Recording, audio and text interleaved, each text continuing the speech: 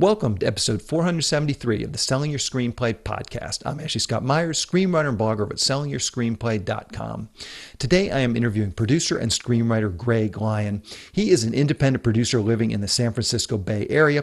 He's also one of the industry judges for this year's SYS six-figure screenplay contest. He comes on to talk about his projects and offer up some great insight into the writing and producing process. Since he's worked as both a writer and as a producer, he's got some great insight from both perspectives. So stay tuned for that interview. SYS's six-figure screenplay contest is open for submissions. Just go to www.sellingyourscreenplay.com/contest. Our early bird deadline is March 31st. So if your script is ready, definitely submit now to save some money. If you find this episode valuable, please help me out by giving me a review in iTunes or leaving a comment on YouTube or retweeting the podcast on Twitter or liking or sharing it on Facebook. These social media shares really do help spread word about the podcast, so they're very much appreciated. Any websites or links that I mention in the podcast can be found on my blog in the show notes. I also publish a transcript with every episode in case you'd rather read the show or look at something later on. You can find all the podcast show notes at www.sellingyourscreenplay.com/podcast. And then just look for episode number 473. Just a couple of quick words about what I've been working on over the last couple of weeks. I'm still plugging away on this NFT project with the rideshare killer. Not a lot to report, but just slowly I'm reaching out to more crypto type influencers and trying to see where that might lead. I've also started to really ramp up my own efforts to get my next feature into pre-production. I'm doing a rewrite on the script now. It's a low budget, very contained indie style rom-com, sort of like a 500 Days of Summer. So I'm pushing ahead with a rewrite on that, really trying to clean the script up. A lot of it is production stuff. I'm really starting to go through it now and think about how I'm going to shoot this.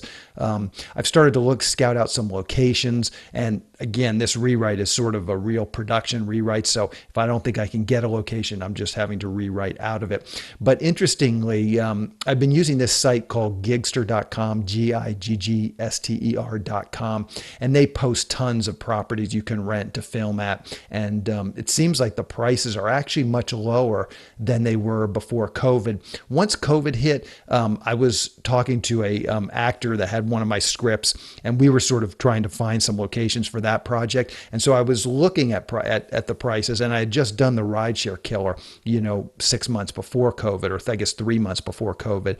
So I was very sort of aware of what the pricings were for these productions. It seems like the prices went down during COVID, and it doesn't seem like they've gotten back as high, interestingly. We talk about all this inflation, but this is one place where I don't necessarily see it. It seems like there are some pretty affordable locations on this website. So hopefully we'll have the money to buy some interesting locations. We have a little store, like a little lingerie shop that the couple goes to. We have a barber shop, some little things like that. But I was able to find them on this site, and it looks like we could afford their rates. The one big thing I'm still looking for is a dive bar, preferably here in Los Angeles and specifically in the San Fernando Valley. But if the rate were good enough, I guess we could get the cast and crew and we could drive a little further. If you know anyone or you yourself owns a dive bar and it's in the Los Angeles area and would rent it to us, for probably 7 or 8 days, please do let me know. You can always email me just at info@sellingyourscreenplay.com. Whenever I put out these notices on my podcast, I always get some interesting emails back. So if you know of any place or you yourself work at a dive bar or you own a dive bar, please do just hit me up and let me know if this might be a possibility. The contest and the festival are both moving along nicely. We've started to identify some really good scripts, and my daughter turns 13 tomorrow, so wish me luck on that. We're doing a big birthday party for her tonight, so that's been taking up a lot of my time. I've been pretty busy with that.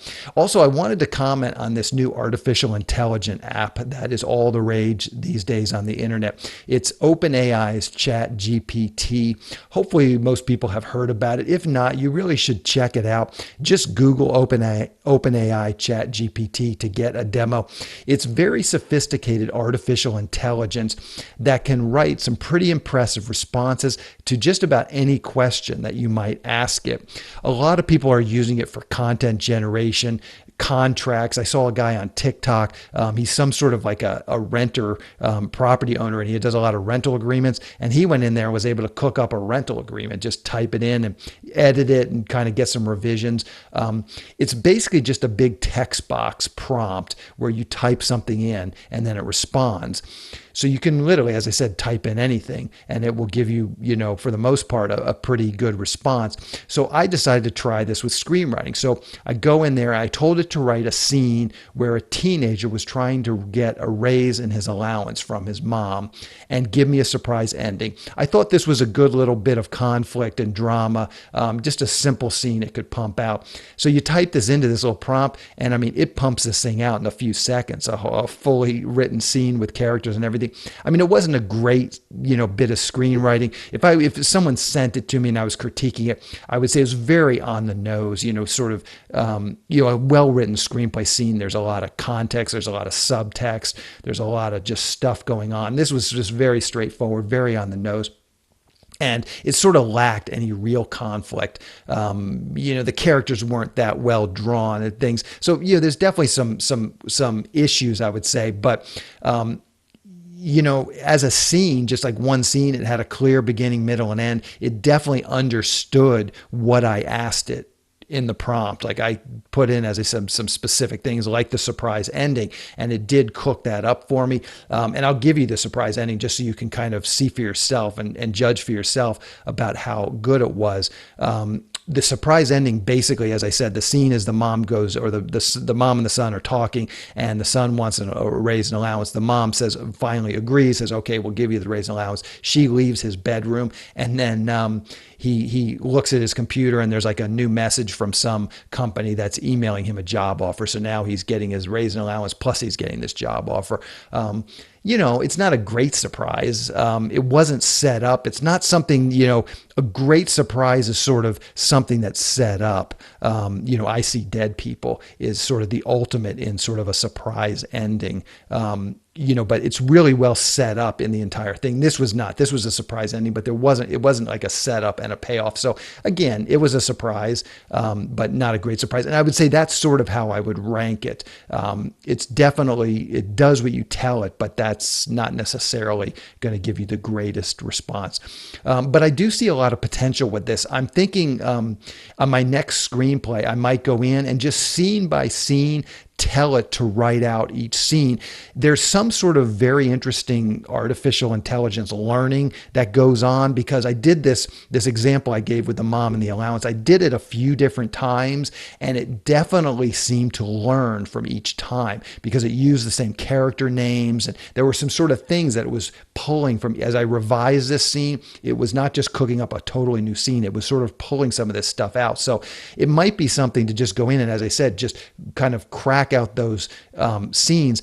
If I were to do this as completely unusable, what have I really lost? I would just stop doing it. But what I find is that staring at a blank page is sort of the hardest part of the rewriting, or sort of the hardest part of the writing process.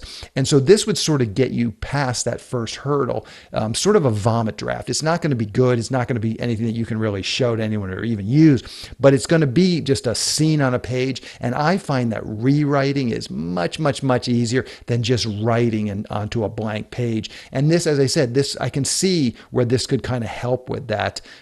Anyways, I'm not writing a script right now. As I said, I'm doing this rewrite on my rom-com.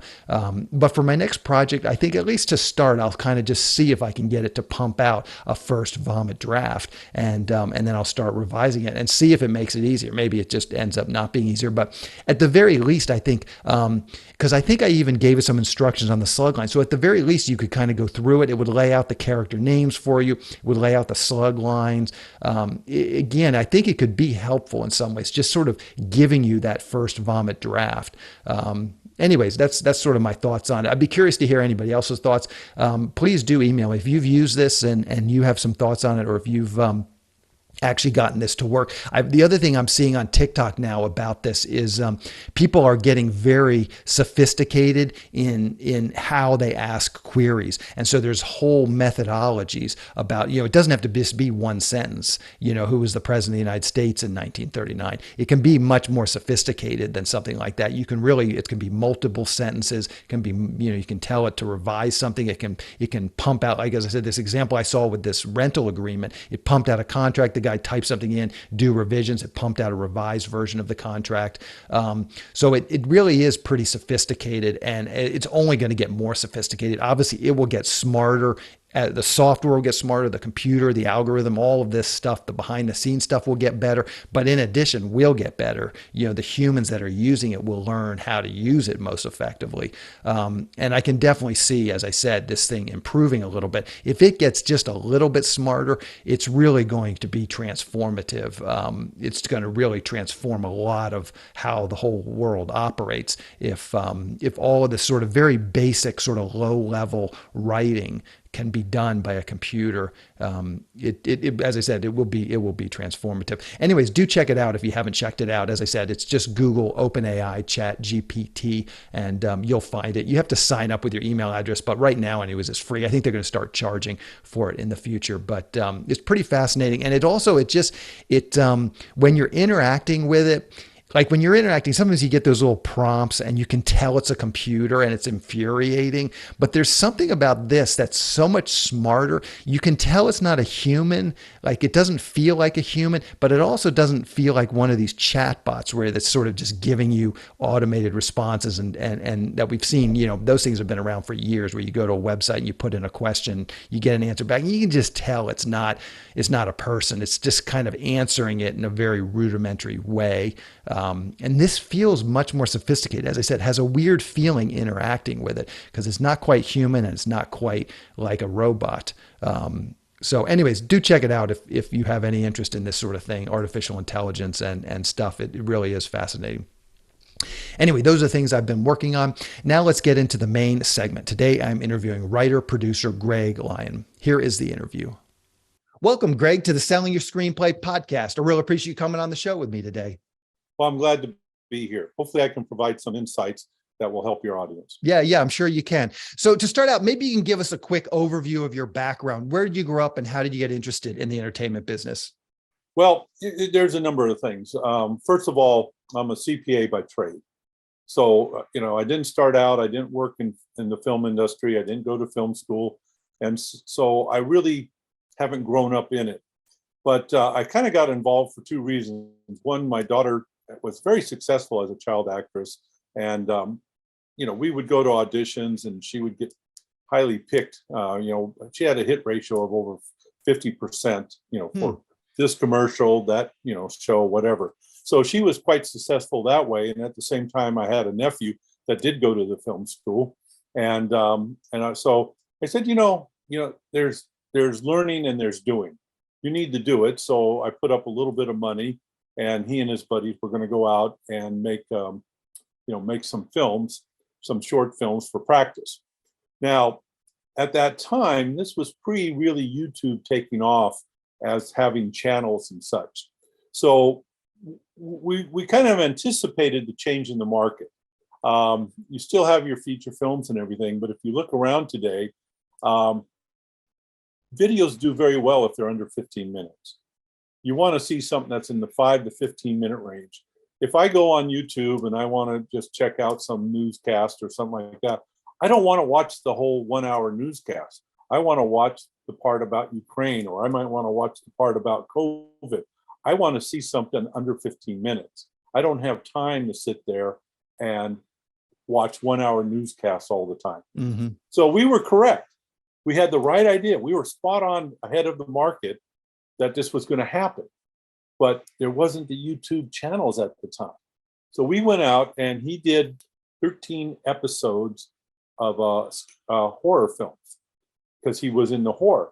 And as it turns out, we started a web channel called Weekly Scare Me, and we did a whole thing with a hostess and everything. But he only made 10 films.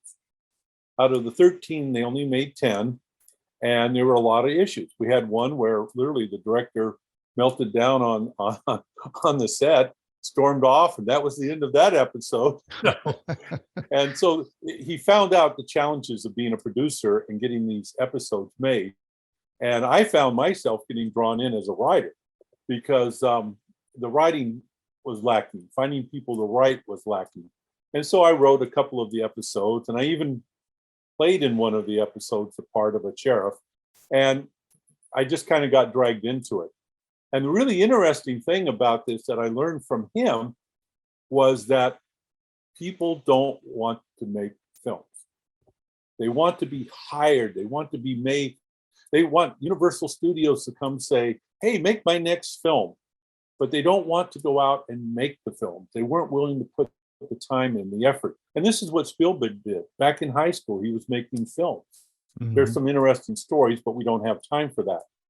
So as it turns out, I found myself getting dragged in here. He needed help. I became, a PA. I'd just run over there and help him do it.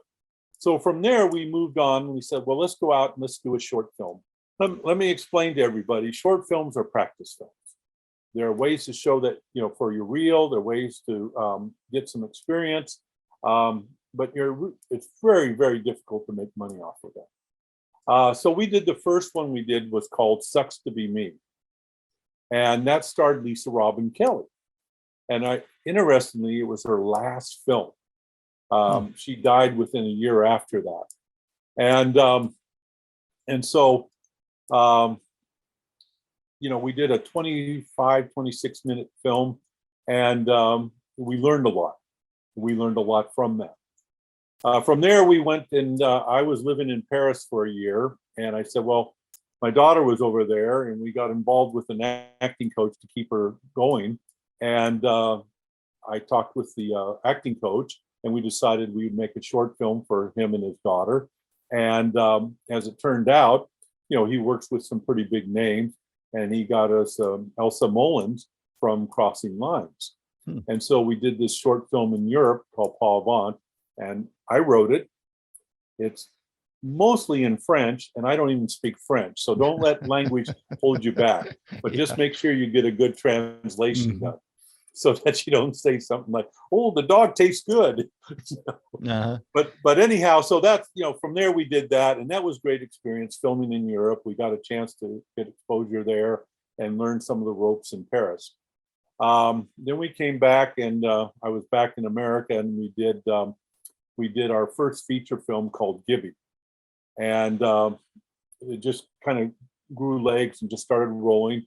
And we raised our money and went out and filmed it. There's good and bad to the film. We made a lot of mistakes. And one of the biggest mistakes we made is we learned from Hollywood.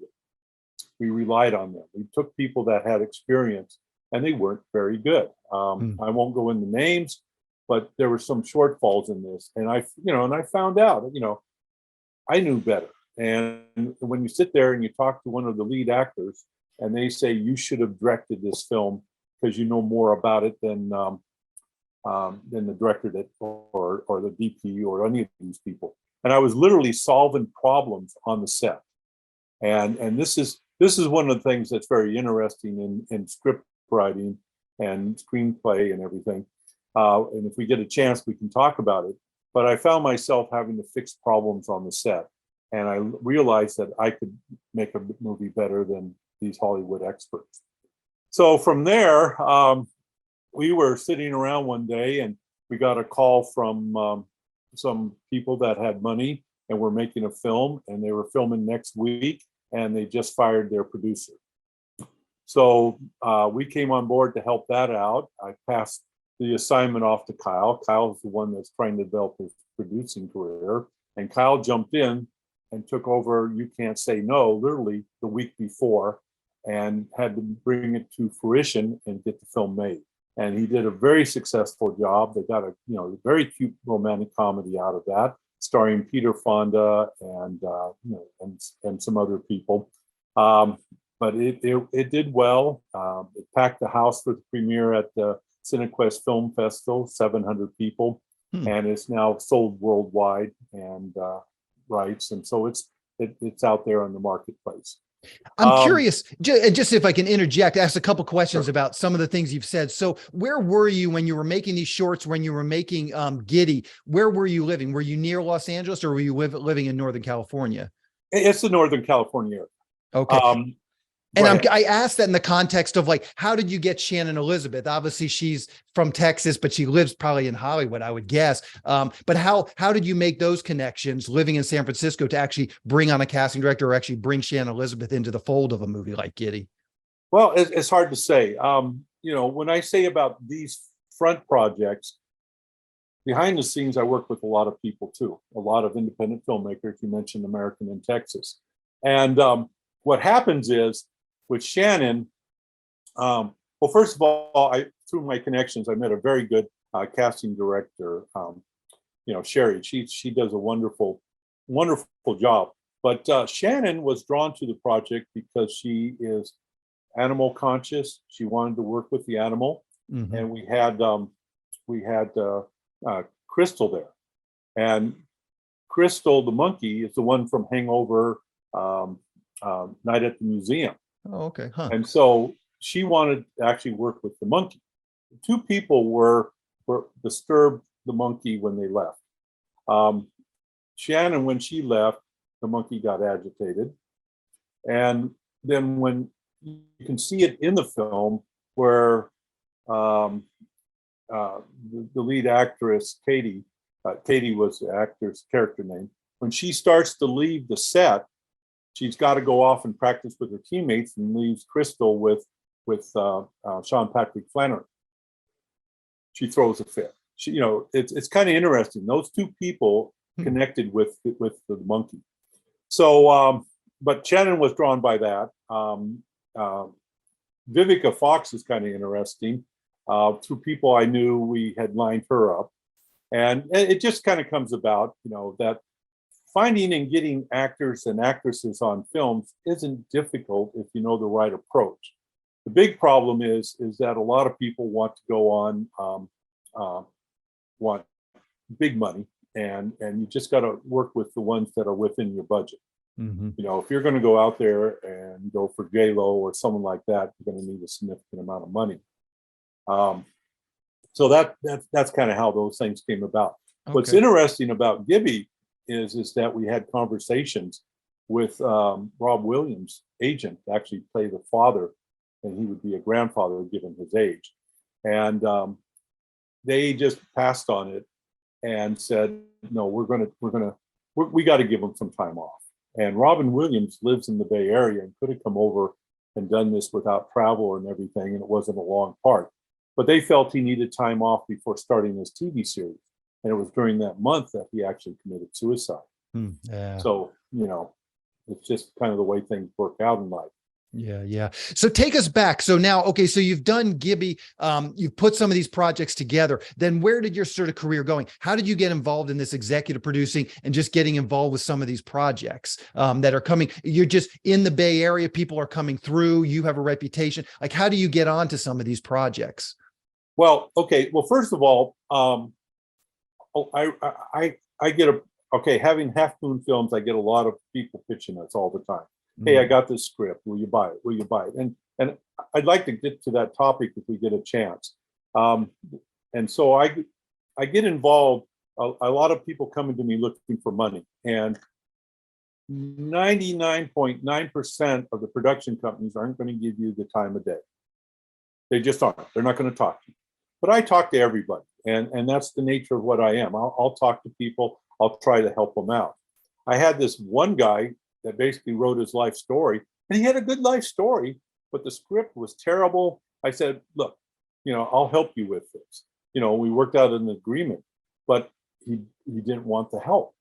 I kept trying to tell him, you got to go do these things. You got a 45 page script of your life. You need to make it 90 minutes, get it to a feature film, and you got to clean up all this stuff. And that's another thing about script writing. And part of the problems, and he just wanted me to take a script and make a movie. He didn't want me to help him get it into shape to make a movie.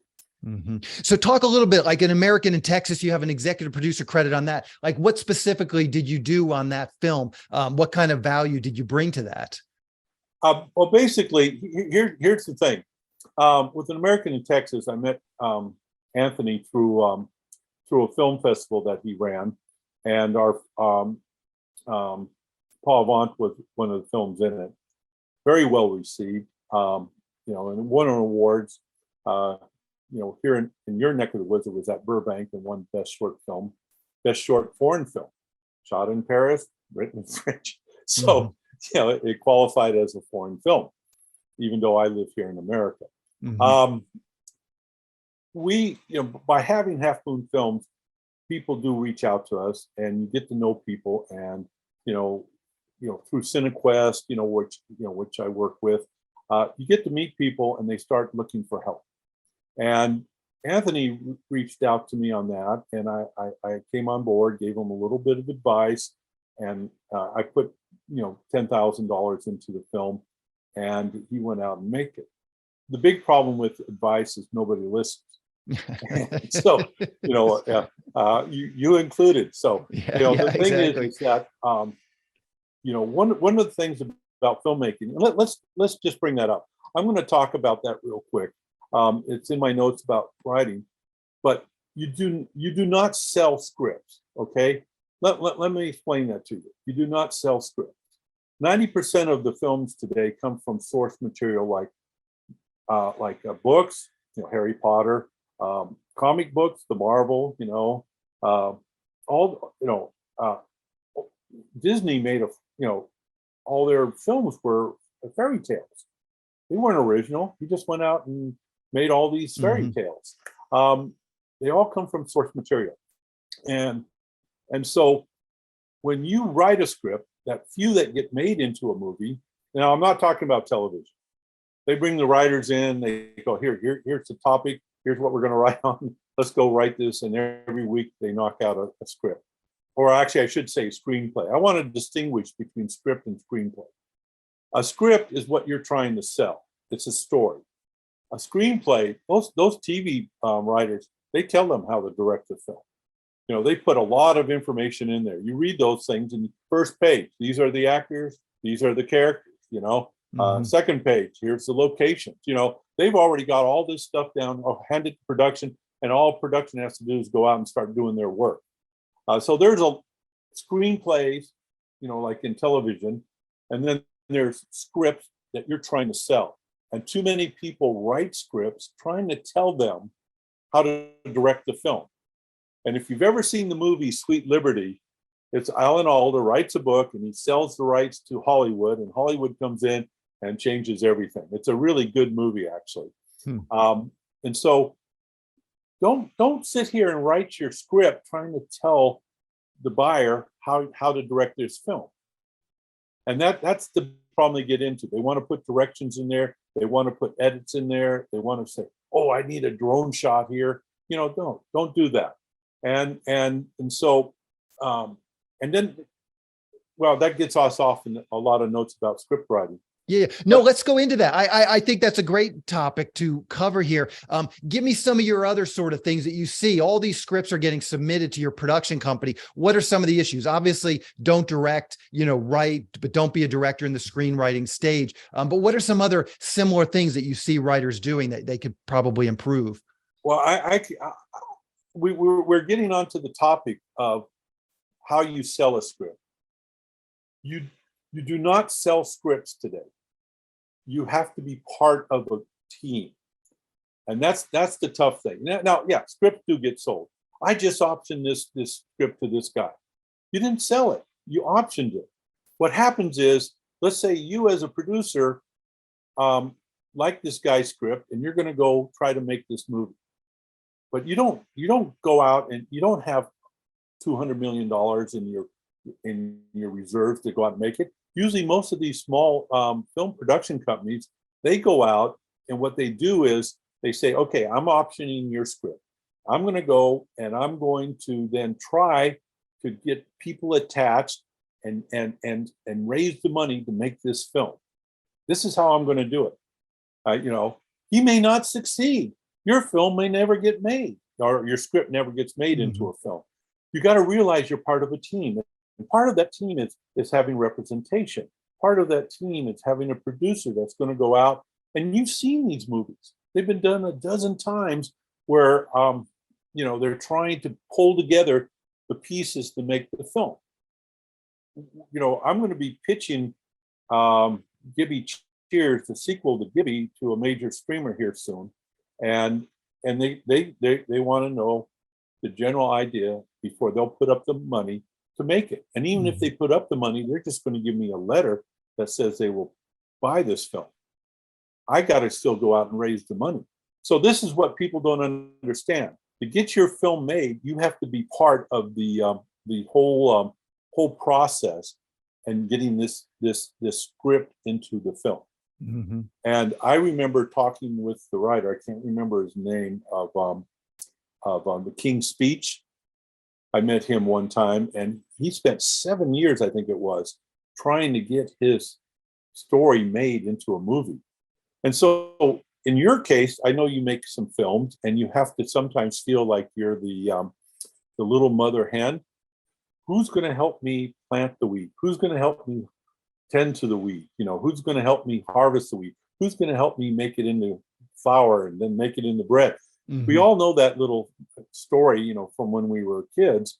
And what happens there is that the mother hen had to carry this thing all the way through. And oftentimes people writing script have to be that person. And so this is all part of it, but you got to just move the story into being a film. Somebody has to take charge. Mm-hmm. So give us a similar analysis as you've worked on some of these films. Give us some similar issues that you see in production. That's on the screenplay front, but maybe you can speak to it just in terms of these low budget productions that you've been involved in. What are some of the common mistakes that you see these folks making? Well, I mean, first of all, I'm going to talk to it in a little bit from a script standpoint. There's a bunch of things. First of all, let me ask you, how much detail do you put into the script? Yeah, as little as possible. Well, enough to tell the story. Okay. Mm-hmm. Now, if I write and I say, well, I think you have a screenplay with a waitress. That's a good example. Do I need to write what the waitress is wearing?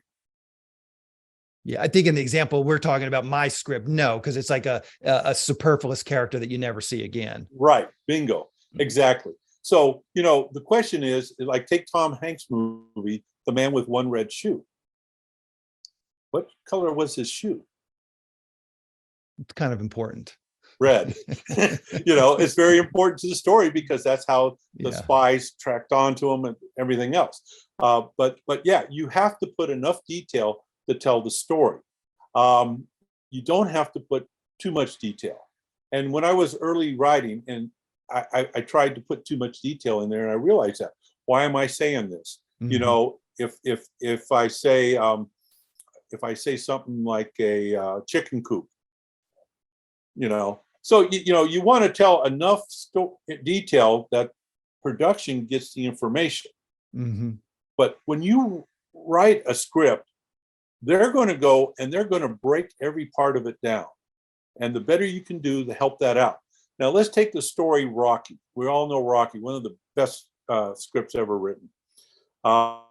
Because he sold it, made a movie, did really well, and to this day, it's a classic. In that script, you remember the iconic scene where he runs, part of his training routine was running through town and running to the library and running up the steps of the library. Well, at the end, when he was ready to fight, he sprints through the town. He runs up the stairs. He doesn't just step up. He runs up the stairs, gets to the top, and the script says he made it. How does the director show he made it? You can't do that. You can't write that. Now, Stallone was the writer and the director were there. Somebody on the set said, do a little dance. So he does his victory dance, that he made it. That showed that he arrived. And that's one of the things that people have to understand is that when you say he arrived, that's good in a book, but in directing it, you can't direct that. So somebody has to think of an action, because you only have action and dialogue. And so those are the two parts there. And then there's, then the next, here's the number one thing. Does your story have payoffs? Well, what's a payoff? Well, Ron Howard calls them powerful moments. Ron Howard directs a lot of films, and he talks about these powerful moments, like Kurt Russell reaching down to Scott Glenn, was it? In Backdraft, when he's reaching down, trying to save him, and he goes, let me go.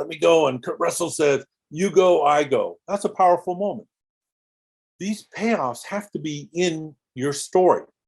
Otherwise, I could take a camera and just follow you around for a day and call it a movie, But if it's a comedy, does it make you laugh? Does it have humor? And I've seen movies that are comedies that don't make me laugh. And I think you and I had that discussion about rom-coms. Rom-coms aren't all that funny. A lot of them aren't. They're entertaining, but they're not always funny. But they call them rom-coms. Does a horror film, does it have you scared to death, hiding behind the couch?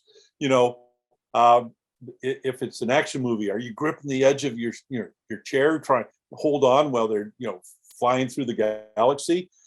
These are powerful moments, and you got to have those in there. Otherwise, it's just a boring film. And even dramas have it too.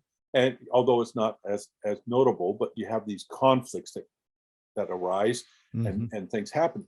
So that's part of it there. Does it have payoff? Another factor is flow. Does the story flow, or does it start gapping, or and people start going, well, how do we get to this point? So does your story flow? And that's very important. And I've seen where people have just cut off a scene. They dropped the scene, and I'm going, wait a minute, something just happened and you drop it. Now, I understand being creative, you're trying to, maybe keep things hidden and stuff, but, but for normal stories, where you're in sequence, don't drop a scene. The fourth issue is the lack of detail. Again, we talked about that, but the question becomes, who is this person? Who is this character? Who is this location? Where is this location? Give us some things. And you have to be very careful with that. I'm working on a graphic novel of a script I wrote so that I can help sell it. And it's just been released, and I'll be glad to send you a copy. But what happens is, when going through this, having the artist drawing the graphic novel, he drew kind of a suburban homeless shelter.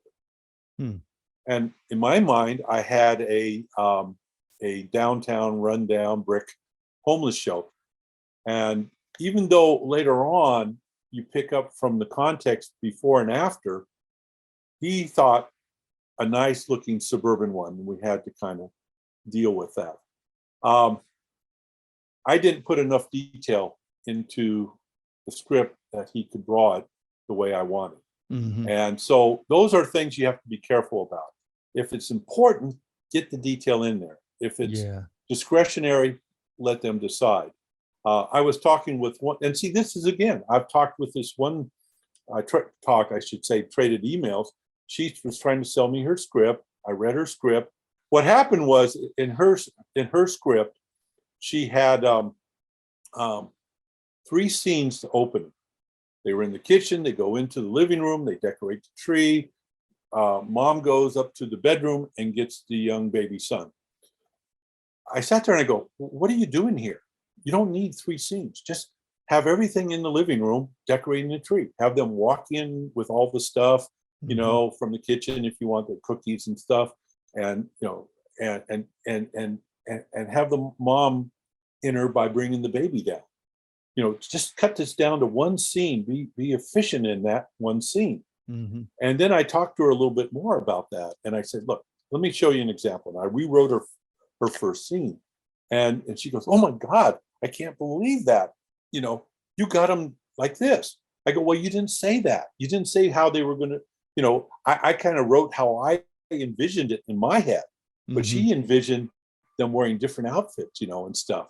And so if you don't put it in there, you're putting it up to the director's discretion, or I should say production, because it might be wardrobe or somebody else that makes up the decision.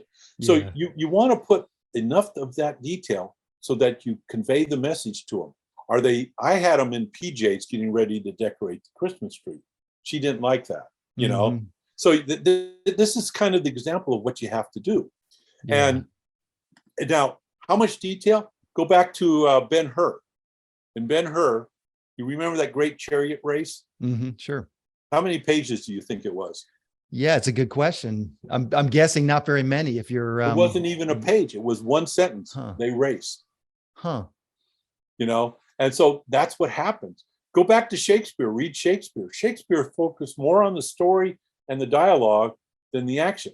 He says, you know, Romeo entered the courtyard. They fought. They fought. You know, and it's been directed a billion times in play and in movies how they fight. You see? So it just becomes a matter of that. Now, you know, of course, as you move your story to a screenplay, the production wants enough, and they're going to change stuff, but they want enough information. If they have to sit down and go back and write your script, fill in all the detail, then they're not going to buy it. So it becomes a balancing act between too much and not enough, and so I can't help you. Oh, yeah. So all great points. I wonder just if, you know, with your production company getting all of these pitches, I wonder if you could just quickly give us a few tips for people, screenwriters specifically, that are pitching companies like you. Like, what do you see in a query letter, in a cold phone call, and in however people contact you? Maybe there's some things there that you see them making mistakes, but how can you maybe offer them a little advice about how to just get someone in your position to even read their script? Well, okay. First of all, you run a service for script people, and let's distinguish scripts and the screenplay again. It's networking. It comes down to networking, getting out there, meeting people, talking to them, and just letting them know. I met this one lady at CineQuest, and she had a script that she had entered in the screenplay contest, and I guess it didn't do that well. And she asked me to read it. And I read it, and she actually sent me another script, and the two scripts. I read them both, and I go, wow, if she took these two stories and merged them together, she'd have a good script. But I tried to get back to her and talk to her about that. Never heard from her again. And she had approached me trying to get money, and let me give you a little hint here. She had been talking to one company that for $75,000 they would put the package together. They wanted her to put up $75,000. They would take her script, package it, and try to get it out there in the market. And I want to just cut you off there, because that's a very common thing that I've heard screenwriters run into. And for the most part, again, I can't speak to this specific example, but as a screenwriter, you don't want to get involved with people that are asking you for money to help put a package. It's a very common scam that people do run into. So it's definitely something to look out for. Well, it's not a scam. It can be a scam. Not always. Yeah. Obviously, there's some people that are good intentions things, but I'll say this. I've been in Hollywood a long time. I've heard of a lot of people do this exact thing. There's things where they invest, you know, $5,000, $10,000, $20,000, $50,000 into a production. Oh, we're going to get the package. We're going to do things. I've never heard of a single film actually succeeding and coming out of that. The screenwriter has spent money, and in 100% of the cases I've heard of, there's never actually been a production that came out of it. Right. But it's still not a scam. In other words, potentially, you know, if you want to go out and make a film, you need certain things to get it made. You need artwork. You need a script. You need some projections. It cost me $7,500 to go project the cost of how well a film will do in the marketplace. So the company we work with, and that's pretty cheap. So for $7,500, I can get that. For $500, I can get a script read. So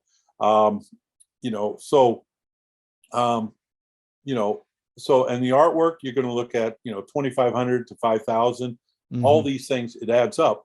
And so 75,000 isn't an unreasonable number to get the package made to go sell your script.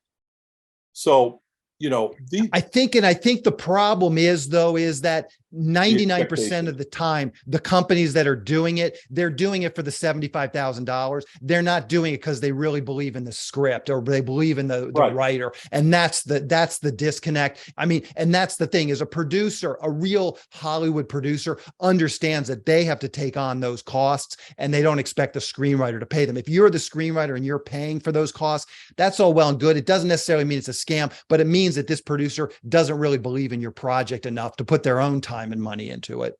And that's a key point. That's a key point.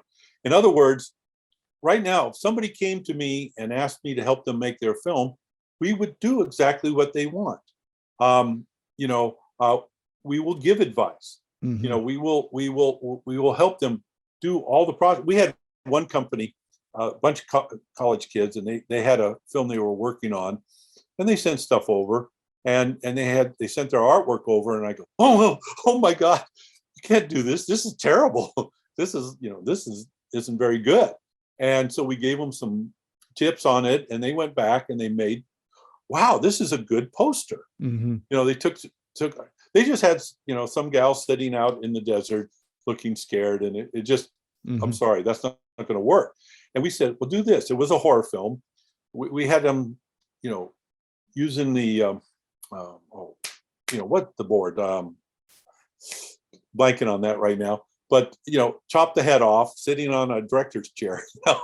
It was about a bunch of a little small production, independent production, going out in the desert and making a horror film. And so we had a director's chair with a bloody head and the chalkboard, and so anyhow, it was a lot better what they came back with. We didn't go make the poster for them. We just gave them a couple tips. And so we talk to people, and we'll give them advice, but only to a certain point. We're not going to sit there and do it for you. Now you can pay us. I'll be glad to go out and make you a poster for $5,000. We'll get models and professional photographers and everything, but it's not cheap. And these things cost money. We'll help anyone any way we can. But you're right. The key for you is that these guys aren't going to put money into your project because they don't believe in it. Yeah. So I like to wrap up, and this is all great advice, and I hope screenwriters really do listen to that, because I think that's a really great point. But I like to wrap up these interviews just to ask the guests, is there anything you've seen recently that you thought was really great? HBO, Cinemax, Showtime, anything that's out there that maybe is a little under the radar that a screenwriting audience could appreciate? You can't say under the radar. Okay, yeah. So remove that little piece. Yeah, Everything, Everywhere at Once is an absolutely brilliant film, and I haven't seen it, so I'll definitely have to go check that out. I cannot wrap my head around how anyone could write that. It is just an amazing film to be jumping around. And again, see, when we talked about that thing, I read this one script where these three people are being chased, through the woods, and all of a sudden it just drops the scene, and the next scene, one of the characters is robbing dead people on a battlefield. It's like, how do we make that leap? There's a gap there. And so, Everything, Everywhere at Once uses that technique. It is jumping all around, but essentially you have the continuity of the stories. When they're jumping around, you have to understand that they're, I don't want to say anything to give away the movie, but you have to understand that these different stories are intertwined, but the story itself doesn't gap. The little individual stories. if Yeah, that makes sense. yeah, I'll definitely have to check that one out. I know I've heard good things about it. What's the best way for people to keep up with what you're doing? Twitter, Facebook, Instagram? You have a company website for your production company. Anything you're comfortable sharing, I will round up for the show notes, and then people can just click right over to it. Okay, well, there's halfmoonfilm.biz, but we don't do a lot on that. We don't have someone maintaining it, constantly updating it. We just update it occasionally. Um, Twitter, I use political, so I don't go in there and post stuff about the company. Um, you know, we're not on Facebook. I just won't be a part of Facebook. I dropped that a long time ago. I imagine if our next film comes around, we would try to do something on Facebook. What you're seeing is that a lot of the social media is being taken over by commercial, and so you're not really a people's thing anymore. On TV, I really enjoyed The Last Kingdom. That's really good on Netflix. Oh, okay. Yeah, that one I really enjoyed Uhtred and his character. But there's a lot of things I see, but I also see a lot of garbage. And I'll tell you right now, 90% of the scripts I see are bad. So, Greg, I really do appreciate you coming on and talking with me today. This has been a great interview, and we'll have you back in the future. Okay, sounds good. So perfect, Greg. So we'll talk to you later. Take care. Take care. I just want to talk quickly about SYS Select. It's a service for screenwriters to help them sell their screenplays and get writing assignments. The first part of the service is the SYS Select Screenplay Database. Screenwriters upload their screenplays along with a logline, synopsis, and other pertinent information like budget and genre, and then producers search for and hopefully find screenplays they want to produce. Dozens of producers are in the system looking for screenplays right now. There have been a number of success stories come out of the service. You can find out about all the SYS Select successes by going to sellingyourscreenplay.com/success. Also on SYS podcast episode 222, I talked with Steve Deering, who was the first official success story to come out of the SYS Select database. When you join SYS Select, you get access to the screenplay database along with all the other services that we're providing to SYS Select members. These services include the newsletter. This monthly newsletter goes out to a list of over 400 producers who are actively seeking writers and screenplays. Each SYS Select member can pitch one screenplay in this monthly newsletter. We also provide screenwriting leads. We have partnered with one of the premier paid screenwriting leads services, so I can syndicate their leads to SYS Select members. There are lots of great paid leads coming in each week from our partner. Recently, we've been getting 5 to 10 high-quality paid leads per week. These leads run the gamut. There's producers looking for a specific type of spec script to producers looking to hire a screenwriter to write up one of their ideas or properties. They're looking for shorts, features, TV, and web series pilots, all types of projects. If you sign up for SYS Select, you'll get these leads emailed directly to you several times per week. Also, you get access to the SYS Select forum, where we will help you with your logline and query letter and answer any screenwriting related questions that you might have. We also have a number of screenwriting classes that are recorded and available in the SYS Select forum. These are all the classes that I've done over the years, so you'll have access to those whenever you want once you join. The classes cover every part of writing your screenplay, from concept to outlining to the first act, second act, third act, as well as other topics like writing short films and pitching your projects in person. Once again, if this sounds like something you'd like to learn more about, please go to sellingyourscreenplayselect.com. Again, that is sellingyourscreenplayselect.com. On the next episode of the podcast, I'm going to be interviewing writer-director Carter Smith. He just did a really cool indie film called Swallowed. We dig into that film, how he was able to get it produced, as well as talking about some of his earlier projects, doing music videos and working as a professional photographer, and then making that leap from photographer to film career. So keep an eye out for that episode next week. That's the show. Thank you for listening.